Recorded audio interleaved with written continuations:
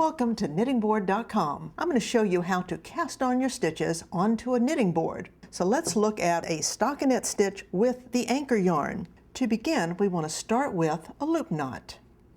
We're just going to make a small knot at the end of our yarn. This is actually your first stitch. We're going to place this on the board where we would like to begin, working down this way, using as many needles as we need for the pattern. What we're going to do is just weave our yarn, not straight across, but over to the next, so that we are actually skipping the one directly across from our loop knot. We're going to weave the yarn back and forth across our needles, skipping a needle. Then we're going to turn the board around and return back, picking up the needles that we skipped the first time. This is just a basic stockinette weave.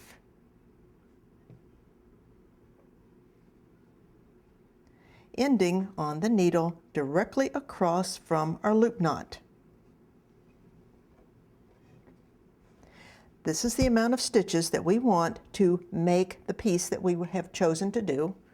And then we're going to lay an anchor yarn. This is simply a scrap of yarn. We're using a different color so that you can really see it. We're just going to drop those ends right down at the end of our stitches, right inside the board. So it's kind of wrapping around our stitches, securing them. Now what we want to do is go back and do the same thing right on top of that anchor yarn. 1 down to 2, back and forth, every other pin back and forth across your board until you get down to the end. You simply wrap it straight across, turn your board around, and go back. And again, pick up the ones that you skipped. You want 2 loops on every pin that you're using. Get to the end. Your weaving is complete for your cast on.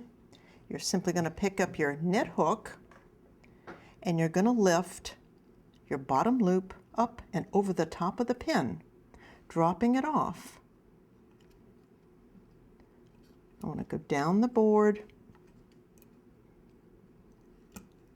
to about the middle, shift down to the other end, up and over,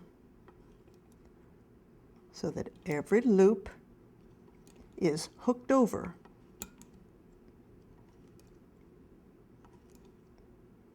Once I do that, I'm going to turn my board around. I'm going to do the other side. Now you're probably thinking that all these are looking really loose and loopy, but that's okay. It's just the beginning. We want to get these stitches cast on so that we can start knitting our probably a little scarf.